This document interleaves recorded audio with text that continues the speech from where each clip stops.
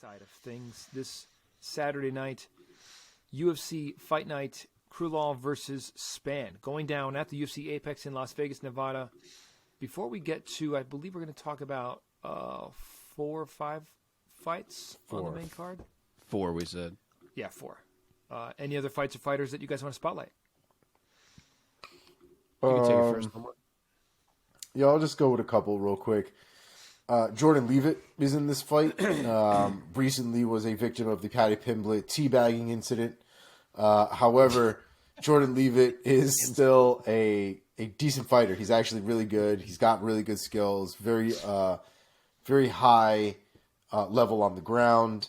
Has a lot of dexterity in his legs, so you get to see him do a lot of fun kicks and things like that. So definitely a fun fight to watch. And then there's also Rafael Alves on this card as well. He's fighting Narulo Aliev. Rafael Alves is a scrap no matter who he fights against, so I definitely want to watch for that. Yeah, I'll add to that one briefly. This dude, Narulo Aliev, is supposed to be a beast of a wrestler. He looked good on the Contender Series. So that could be a really interesting fight because I agree Alves is a beast. He's a dangerous striker. He's got a great guillotine, which could be in play on any takedown attempts. So that's an interesting fight. I also really like the Ode Osborne and Charles Johnson fight.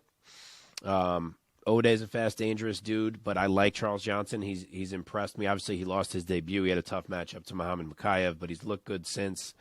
He's a dangerous kickboxer. I could see him getting a finish here, but it probably ends in a finish either way if I had to guess. And then one more that I'll mention is the opener of the main card that we're not going to do in depth.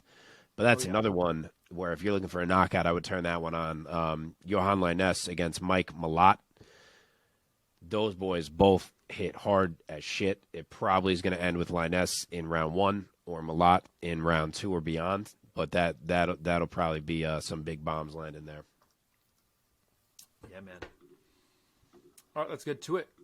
Opening things up in the women's flyweight division, Tatiana Suarez. First fight since 2019.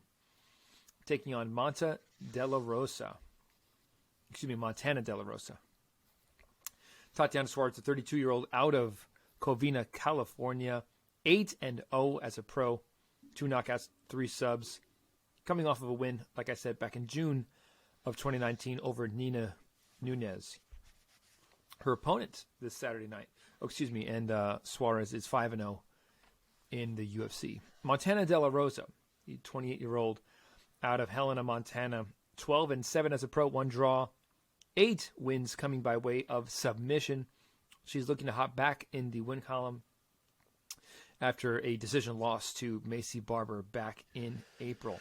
Omar, start us off. Give us your take. Montana De La Rosa versus the returning Tatiana Suarez. So I think this is probably safely a quote-unquote tune-up fight. I know we always talk about how they don't do tune-up fights in the UFC or in the MMA. This screams tune-up fight to me. I'm gonna be really honest, man. I like Montana De La Rosa. I don't have any problems with her. I actually think she's a fun personality, decent fighter, scrappy for sure. But Tatiana Suarez might actually fucking kill this girl. Like there might be a limb separated irrevocably by the end of this fight. Tatiana Suarez has had a lot of time off. I would have to imagine that in some of that time, apart from healing and repairing didn't she have some knee injuries? Weren't they specifically knee injuries? Yeah, she had injury after injury. Both of them, right? Yeah. Yeah. In the time that she's been healed up, I would imagine she's still training and has still kept things going. So it's not to say a tune-up fight is a bad idea necessarily. I think this is one of those pieces of chicken thrown into a pool of piranhas. Suarez is going to eat here, man. I think she takes her down. I think she beats on her. I think she finishes her. I'm going to go with second round rear naked choke. Mark, take it.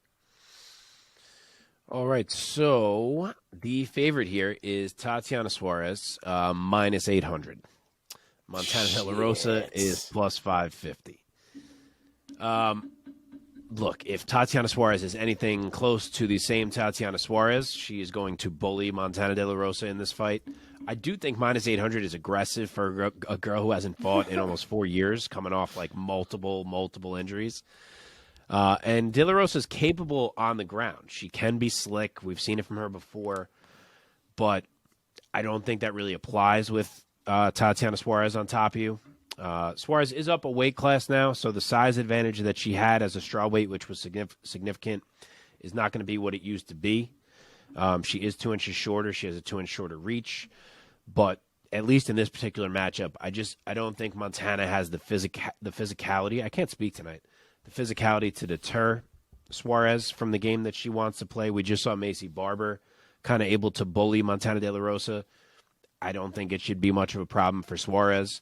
So I will say that it is a wrestling-based UD for Suarez. I want to say a finish, but just off the layoff, I'm like, let me not get too aggressive. I'll say UD, but clear UD. Probably smart. I think this is going to be one of those layoffs where Suarez is itching to get in there, and I think she's going to bulldoze right through this girl. I really do. Could be. Yeah, I'm going to make a slightly different prediction. We are unanimous, of course, because Suarez is super talented. I think the UFC is going to get a little gift. Excuse me. And the strawweight division is going to have a contender right back in the mix. I think Suarez is going to get a very impressive TKO victory in round number 1. I'll say round 1. It's flyweight, Tell you now, what. right? It's 125. If she gets back as a factor at 125, and we're looking at Valentina, Grasso, Blanchfield, Fior, Suarez, like all of a sudden 125 is an interesting place for Valentina. Very nice. As I was saying, she's kind of beating everyone. She should go fight Nunez. It might not be the case. I know, right? Okay, we're skipping over Sakai and Dante. No, we're doing Sakai. Oh, you want to do it? Let's do it. Okay. Yeah, we said we were doing all 4, right? Let's do it, baby. Augusto Sakai versus Dontel Mays. Sakai, the 31-year-old out of Brazil, 15-5 as a pro. Add 1 draw to that. 11 wins coming by way of knockout. Sakai, a guy who once was a heavyweight who came in with some hype. Things have not been going so great for him. He is on a 4-fight losing streak, desperately looking to get back into the win column this Saturday night over Dontel Mays. Lord Kong is his nickname. The 31-year-old out of Kentucky. He's 9-4 as a pro with 1 no contest, 5 wins by knockout. That no contest is his most recent bout against Hamdi Abdel Wahab. Sorry if I'm butchering that. That was back in July. He lost that fight, but Hamdi popped. What's that? Did you say this already? Sorry, I was reading something. But he lost that fight clearly to Hamdi, but Hamdi popped after the fight. Yeah, it was overturned. Yeah. Mark, start us off or keep us going here. What's your take and your pick? So pretty tight odds. Sakai, based on the prior achievements, is still coming out on the favorite side. He's minus 135. Dontel Mays is plus 115. Mays is coming into this one with a 3-inch height advantage, a 4-inch reach advantage. He's the bigger guy, maybe not in weight. I'm not sure how that stacks out, but certainly in terms of height and reach. He's getting a fading Sakai who is suddenly very hittable. A Sakai who's not even landing with power anymore, it seems, the way that he used to. Mays has not looked great, and the talent level that Sakai once was at is a level that has beaten Dontel Mays thus far in his run. But I just don't feel like we're talking about the same Augusto Sakai anymore. I kind of think it's over. I really am discouraged with how he has looked. Mays has looked good enough. Like, he has hung with guys at different points. He's hung on the feet. He's shown he can get up off the ground. He does carry power. And I'm out on Sakai. Maybe he resurrects himself here, but I'm going to go with Dontel Mays round 1 knockout. Okay. Omar. Yeah. I get it. There's not a lot of confidence in Augusto Sakai at this point. The man has lost 4 fights in a row. He's lost them terribly. He's not looked great. The one saving tidbit is that they're all to relatively decent names, right? Overeem, Rosenstrike, Tuivasa, Spivak. I don't know where you put Spivak on your legend, your little legend scale there. But they're decent names. I can't go with Dontel Mays. I just can't. So I'm going to go with Augusto Sakai. I would hope that he's got this one in him, if nothing else. So I'm going to go with Augusto Sakai by split decision. Another split from Omar. Man, 4-fight losing streak at this point. I have lost all confidence in him. I was once pretty high on Sakai, man. I was like, ooh, new blood, heavyweight division. 4-fight losing streak, four times getting knocked out in a row or TKO'd. Overeem, Rosenstrike, Tuivasa, and now Spivak. It's tough. I can't pick him with any kind of confidence. So I'm not exactly on the Dontel Mays train here, but neither am I. I'll take Mays by TKO round 2. Yeah, I'll tell you what. Picking Dontel Mays in a fight preview was not on my bingo card for things I would be doing in the year 2023. Yeah. Not going to be doing that at all. I'd rather just go with Sakai and we'll go down if we go down. Okay, let's hop into a super good fight. Here we go. In the middleweight division, Andre Muniz taking on Brendan Allen. Here we go. Muniz, the 33-year-old out of Brazil. His record stands at 23-4. He's undefeated so far in the UFC, 5-0 after going 2-0 on the Contender Series. Most recently getting a unanimous decision victory over Uriah Hall.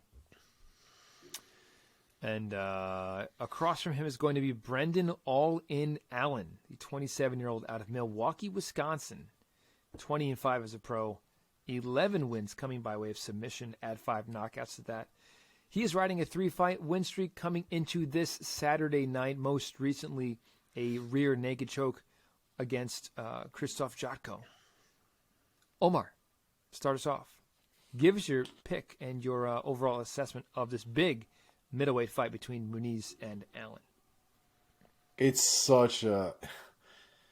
is such a great fight, man. Great fight. Brendan Allen's a beast. And in the same respect, so is Andre Muniz. I mean, this is one of those times where you have to commend the UFC for putting the right guys together for the right fights, because this is the right fight.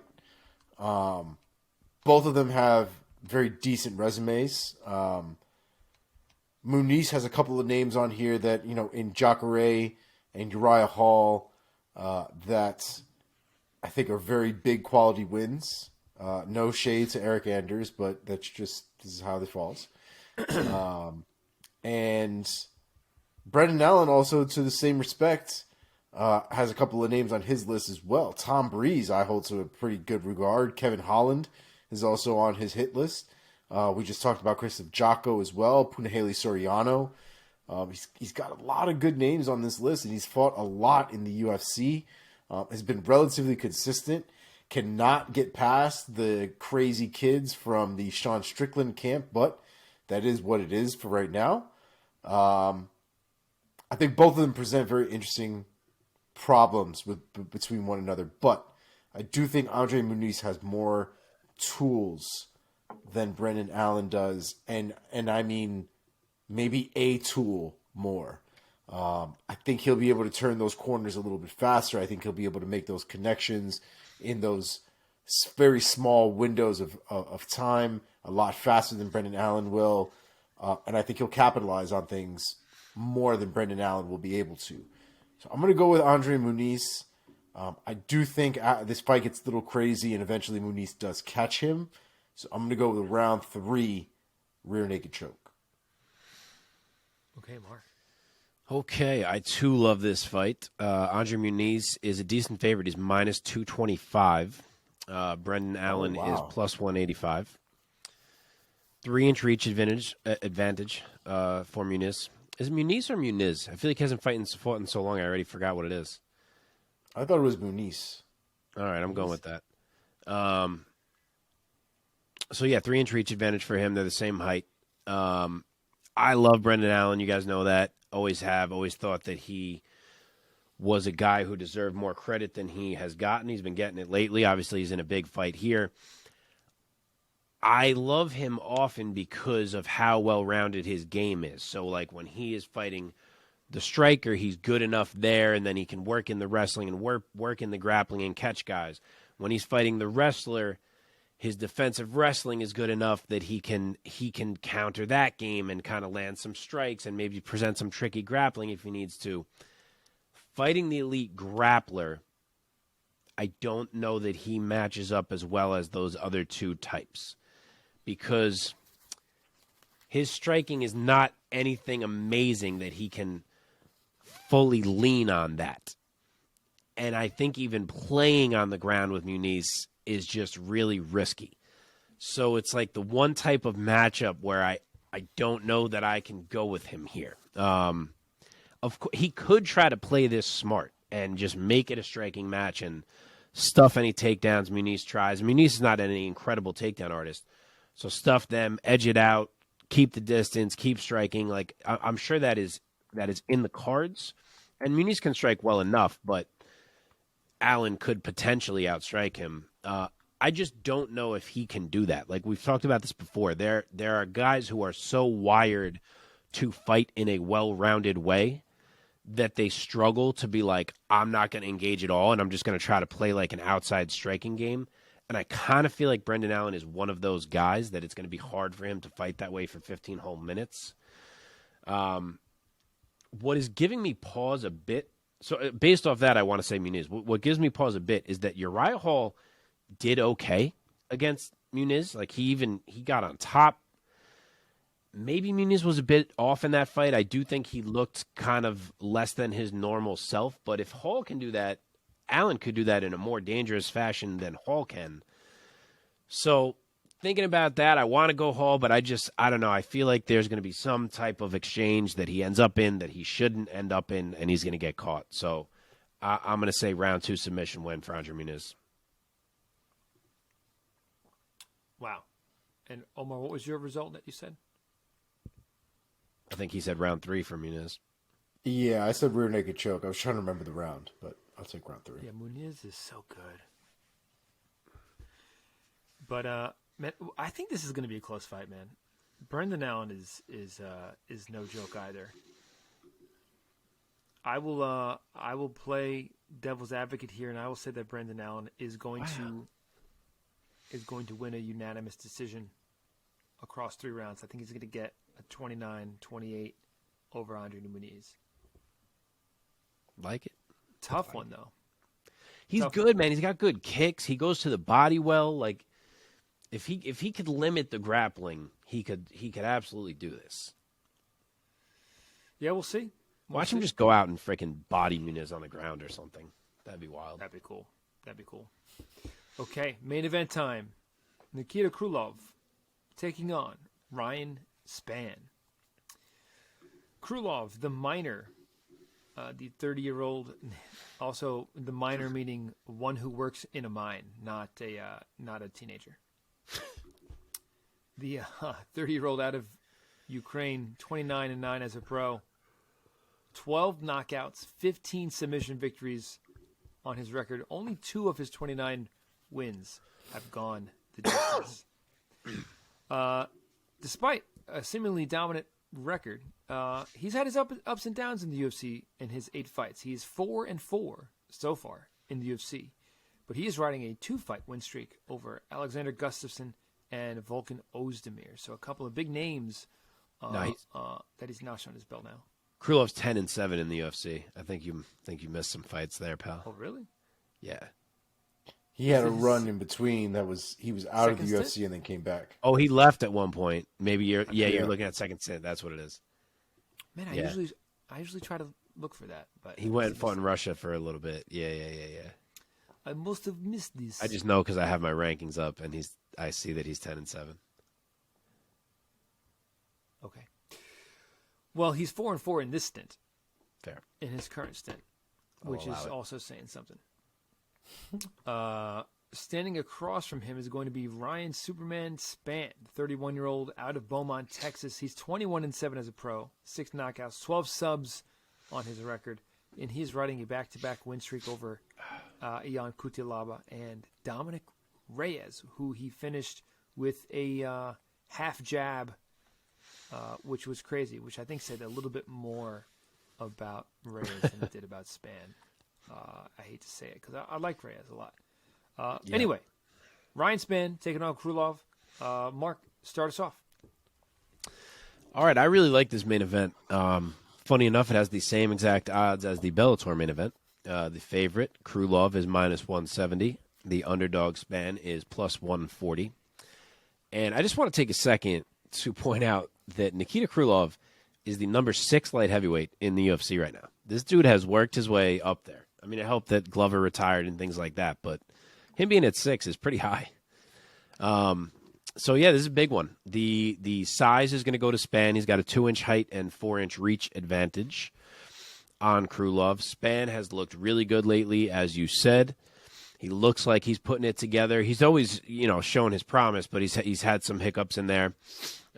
He has mentioned that he wasn't training seriously before and that he finally has been for the last year or year and a half or whatever he's alluded to. So who knows what to make of that. If that really is the case, maybe we're seeing a next level of Ryan Spann now. But this is a tough fight, man, because Ryan Spann thrives early in fights.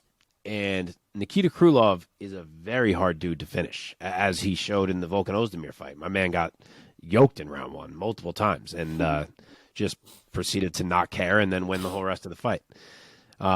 He's a tough dude to put out. He can be put out, but he's tough, and he can push a pace for all 25 minutes if he needs to, and I'm not sure that Ryan Spann has that in him. This does feel like it could be another one of those fights where I pick it based on logic, and then the guy on the come-up just suddenly looks massively improved. So watch Ryan Spann go in there and push a pace for 25 minutes. But I haven't seen anything out of him to make me think he has that in the tank yet, at least at this point in his career. He feels very much to me like a first 5 to 10 minutes kind of fighter. And I just don't think he's getting Krylov out of there. Krylov looks really good lately. He just worked Volkan Ozdemir, and say about Ozdemir what you will, but I kind of think we're in the middle of the best Nikita Krylov we've seen it in his multiple UFC runs. I'm not saying he's a title contender necessarily or anything like that, but I think we've kind of hit a Krylov who you're picking over guys who are not top 5 guys. If he comes out wild, which he absolutely can do and has done, you can throw up your hands because it's just going to be a coin flip, because if he comes out wild and stupid and Ryan Spann lands a clean one, then the fight's going to be over. But if he is smart enough to know the cardio is heavily in his corner and he's in a 5-round fight here and he comes out measured, I think this should be his fight. I think it's a fight that he takes over as it goes on. I think he can win it multiple ways. I think he could hurt Spann. I think he could out-grapple him. Sub, ground and pound. I think a lot of things open up as the cardio becomes a bit more of a factor. I will go with Nikita Krylov by, man, I really could see either way. I will say sub as he is trying to get a stoppage on the ground and that it's not coming and he just wraps up a neck instead and Spann gives up. Wow. Okay, Omar. All valid takes. On paper, I think Nikita Krylov is supposed to win this fight. I think he's got more tools. I think he's better. I think he's more well-rounded. But I like Ryan Spann. I've been on the Ryan Spann train for quite some time, for better or worse. He's had some real interesting performances where he doesn't look the best, and then, he wins. And I think we're probably going to have something very similar to that here. He's another one that can be very opportunistic in his wins, especially in his submissions. But I think he catches Krylov here. I think they are striking. I think it goes pretty evenly in the first round. But I think Ryan Spann finds his chin with a nice little right cross. And I think it's the beginning of the end. So I'm going to go with Ryan Spann KO round 1. Interesting fight to try to pick up. I liked a lot of points that both of you guys made. Hard to ignore Ryan Spann's power for the weight class. He's a big 205er at 6'5". He's certainly a finisher. I mean, every one of his last 5 fights ended in the first round. He didn't win all of them, but yeah, he lately especially has been a first round fighter. It's like the bell rings, round 1. It's like you watch, because something's gonna happen. I do like his power. I almost want to pick Ryan Spann, but I think that Krylov is just too well rounded, man. I think his record speaks to that, and I think he's going to weather the storm in round 1. And I think we're going to see a Krylov TKO in the middle of the fight. I'll say round 3. Like it. So there you have it. I'm looking now. What if there's a way for me to bet Krylov by finish at any point, and also bet Ryan Spann round 1 knockout, and like not lose? You know what I mean? Like what the odds are? Because I truly think it's one or the other of those 2 scenarios.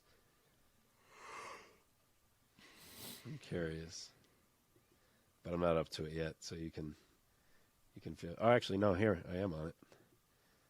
So here, let's see. Round 1 for Spann knockout is plus 750. And Krylov by any type of finish is, it's minus odds, minus 135. I mean, it could still, not really worth it. Oh well, so much for my brilliance.